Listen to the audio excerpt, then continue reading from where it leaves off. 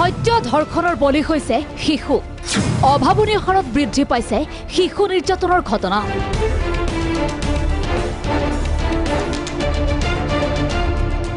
2021 চনত সৰ্বাধিক শিশু নিৰ্যাতনৰ ঘটনা সংঘটিত হৈছে ৰাজ্যত উদ্বেগজনকভাৱে বৃদ্ধি পাইছে শিশুৰ বিৰুদ্ধে অপৰাধৰ ঘটনা অসম ৰাজ্যিক শিশু অধিকাৰ সুৰক্ষা আয়োগৰ সমীক্ষা অনুসৰি বিগত দিনত ৰাজ্যত শিশু নিৰ্যাতনৰ ঘটনা বৃদ্ধি পাইছে 2016 চনত 95টা শিশু অধিকাৰ সুৰক্ষাৰ গোচৰ পঞ্জীয়ন 2017 চনত 101টাকৈ গোচৰ পঞ্জীয়ন 2018 চনত 157টা গোচৰ 2019 চনত 149টা গোচৰ 2020 চনত 116টাকৈ গোচৰ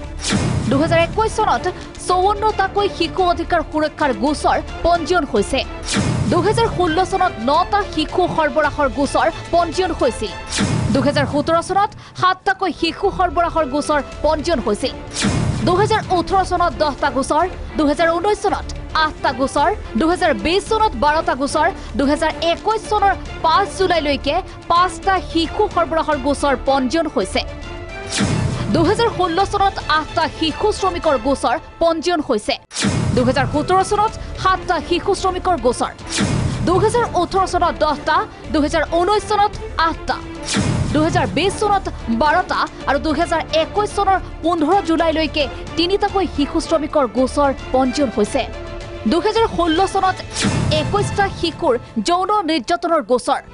2017 চনত 7টাকৈ শিশুৰ যৌন নিৰ্যাতনৰ গোচৰ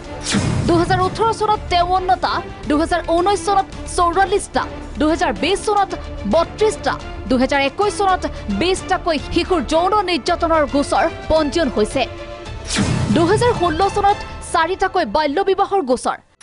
2017 চনত 10টাকৈ বাল্য বিবাহৰ গোচৰ 2018 চনত 6টা 2019 চনত 8টা 2020 চনত 7টাকৈ বাল্য বিবাহৰ গোচৰ আৰু 2021 চনৰ 3 জুলাইলৈকে 3টাকৈ বাল্য বিবাহৰ গোচৰ পঞ্জীয়ন হৈছে 2021 চনত সৰ্বাধিক শিশু নিৰ্যাতন আৰু অপৰাধৰ ঘটনা সংঘটিত হৈছে শেহতীয়াকৈ বৰাগাঁৱত অসৎ চৰিতাৰ্থ পূৰণৰ উদ্দেশ্যে পিতৃয়ে হত্যা কৰিছিল 11 বছৰীয়া কণমানিক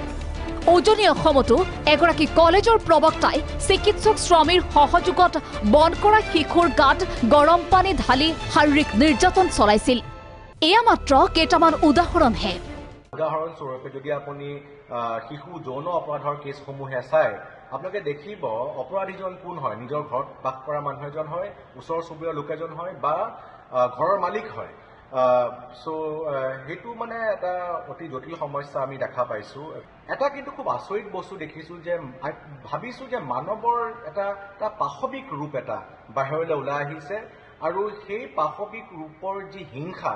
সেই হিংসাৰ বলি হ'বলগীয়া হৈছে কণমানি শিশুসকল কাৰণ তেওঁলোকে যিহেতু তেওঁলোকৰ বয়স কম তেওঁলোকে নিজকে সুৰক্ষিত কৰিব নোৱাৰে নিজে তেওঁলোক সদায় নিৰ্ভৰশীল এজন প্ৰাপ্তবয়স্ক লোকৰ ওপৰত আৰু সেইবাবে তেনে প্ৰাপ্তবয়স্ক লোকসকলে শিশুসকলৰ ওপৰত বিভিন্ন ধৰণৰ নিৰ্যাতন চলাই আহিছে শিশু নিৰ্যাতনৰ ঘটনাৰ সংখ্যা দ্ৰুতগতিত বৃদ্ধি পোৱাটোৱে স্বাভাৱিকতে প্ৰকাশ কৰিছে এখন উদ্বেগজনক ছবি ভিডিঅ' জাৰ্নেলিষ্ট বিজয়ৰ সহযোগত ববিতা গগৈৰ ৰিপৰ্ট প্ৰাগ নিউজ